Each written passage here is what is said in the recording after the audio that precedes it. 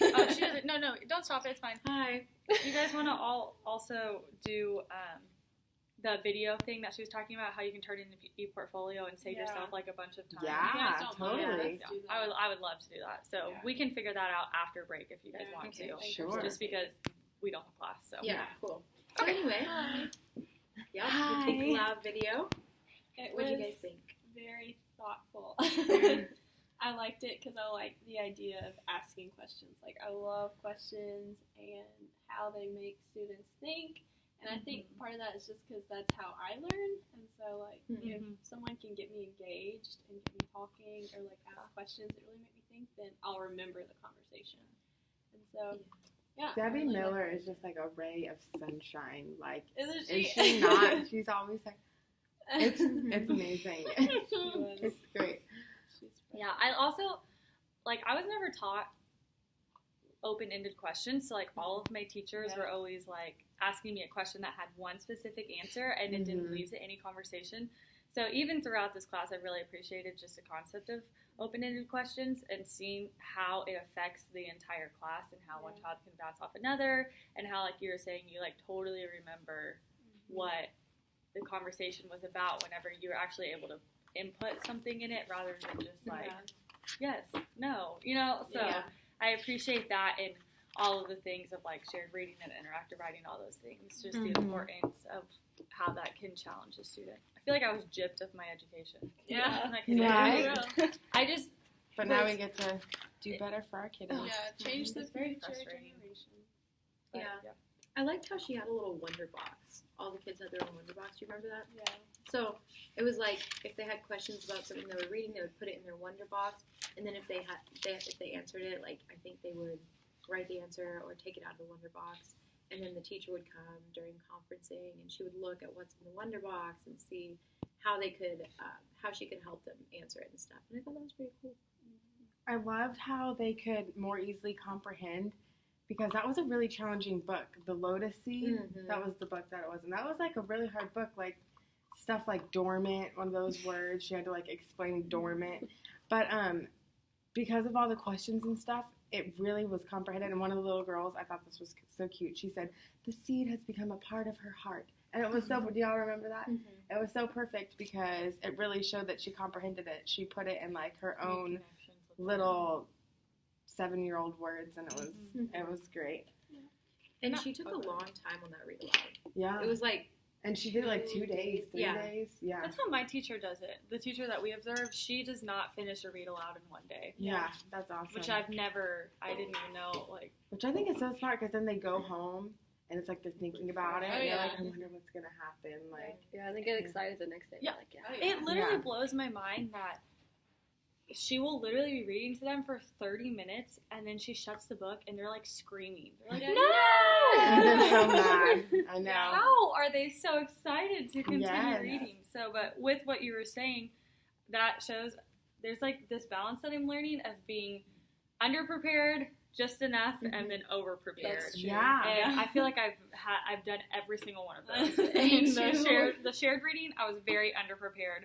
The read aloud, I felt like I was over prepared, and then the interactive writing, like I felt like I was as prepared as I could be for what was happening. Yeah, that's exactly how. But yes, and so, but even with that, like if you don't read that book ahead of time, and there's some challenging words in there, and you can't figure out how to explain it to the child, like that's just, there's no point in reading that book anymore, because they can't make connections because the words are too challenging. But you can look it up together, though, because a part of that was, one of the questions that they asked Debbie Miller was, how do you pick a book?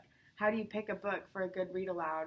And she just said that she actually will pick books that are challenging to her, because in the questions that she asks, the kids are authentic. Because it's not like, when you read something like The Mouse and the Cookie or whatever, and you're like, I wonder why the cookie wants, the mouse wants milk. Why? And then it's like, that's not very authentic, because, it's because it just ate a cookie, it's thirsty. So, like, yeah, the questions are more authentic, and then you're able to teach. Mm-hmm. So, yeah, I don't think we have to know the definitions. Like, to look it up as a class is... Yeah. Not necessarily, like, no definitions, but just kind of have a direction of, like, okay, this book is a little bit more challenging. Yeah. These are kind of the questions that I want to gear towards. Yeah. Also, I would like to go through the process of, like you were saying, looking up the words in a dictionary or different things like that. So it's just... I like how the style of teaching that we're being taught is so conversational. Like, it's not, you know, there's some classes where the teacher lectures the whole time. And I'm already feeling flack for that in, like, some of my other classes because, like, I'm trying to plan lesson plans for my other classes, and I'm already getting flack for, like, my lesson plan wanting to be a discussion. Yeah. It's like, I don't know what else to do. I love it. So... And can you guys, like, tell the difference, like, with Dr. Martin's class, how we haven't really had a lot of tests or anything like that, but still, I feel like we've learned a lot so more. much. Well, she's totally shadowing her, like, how you're supposed to teach in a classroom of, like we were just talking about, conversations. We have conversations all the time, but I'm, like, totally learning things about that rather than... Because honestly, if I were to take a test, I'm the type of person where I don't want to know the information. I just want to memorize it. I want to get a good grade on the test, and then I'm going to move on. So that's just how I am. So to have conversations, it kind of helps me make connections. And I can almost picture, like, oh my gosh, if my major would have been something different. And because, like, there's subjects that I don't like science and history. But if I would have had teachers that actually delved into conversations like this, I probably really would have enjoyed science and history. Like, because it's so crazy. It's just kind of your teacher. Yeah. The most challenging part for me, though, is, like, coming up with open-ended questions just right off the top of your head. Because, like, I go straight to, like, close-ended question, like yes or no, without realizing it. So it's like, how in the world? One way that I try to find myself is if I do and they answer like no or yes, then that's when I develop that open-ended question of like, well, how did you get there? Like, what made you blah, blah, blah, blah. And then that child will say something, and then there's almost always another child who will raise their hand and be like, well, I want this one because blah, blah, blah, blah. So that's just something that I'm trying to do because I'm the same way. I'm like... What color is this dress? Same here. And when you freeze, like, that's I think our problem with interactive writing. We just literally froze. We're like, what's another question we can ask? It was just so hard to not focus on the child who was writing I didn't know their writing level. Like, I can pick up on some students who are a little bit lower.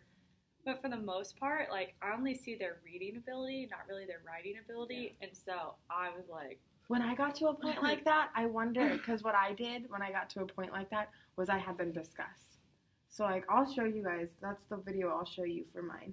Because, like, I would just be like, okay, discuss with your partner. And at one point, I was literally like, no, don't look over there. Because, like, even the kids were wanting to look at the board, like, while the kids were writing. And I was like, no, eyes on me. And so then we'd, like, I'd say one thing, I'd be like, okay, discuss it. So then, like, that kid's up there writing. And when the kid's up there writing and the kids are discussing, I kind of can sneak in and, like, help the kid that's writing because they're still having a discussion. So that's very true. Our kids, they were so smart, too. They knew how to spell thousands. They knew how to spell hundreds. They knew, all this stuff.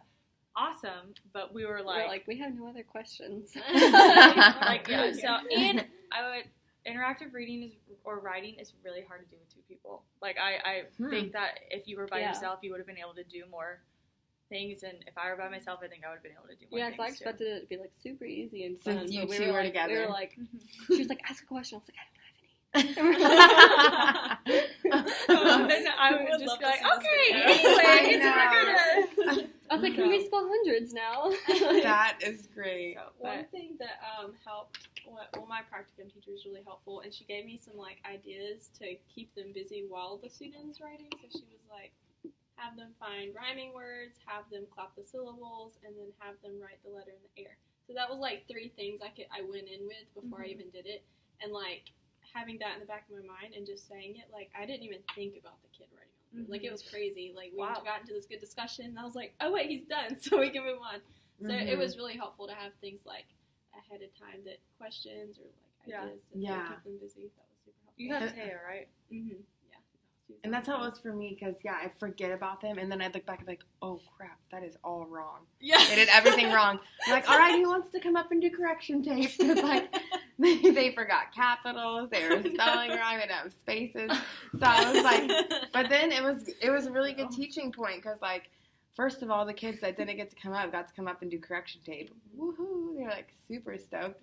And then we got to talk about, you know, why this was wrong. Here's how to do it right. So I wasn't thinking, and we like made like a little chart ahead of time, and I wrote place value in all capital letters, and the children were like, that's not right. You don't You're do only that. supposed to have a capital letter on the top. first. Yeah, and I was like, you are so right. Like, that is accurate. I can't believe I did that. I'm But- so sorry, Yes. students. So, but it's just like, I just need to get more familiar. I wish that I could do interactive writing like 7 more times in her classroom to Right? kind of just have an experience of, I think my struggle was the transition of like, when do I write on the board? Is it after they are like during the process of them writing, or like, I don't know. It just, On the it was- magnitude board? Mhm.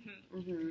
So, and I almost forgot I had that, too. Seriously. Which was like, because I was trying to explain it. I was like, you know, a decimal, the one with the 2 dots, or not a decimal, a colon, you know, it has the 2 dots, and I'm like trying to descriptively, and I'm like, hello, magnitude. So I like yeah. drew it on there. Taya finally. always does it right before they come up to write something. So, like, it's a kindergarten class.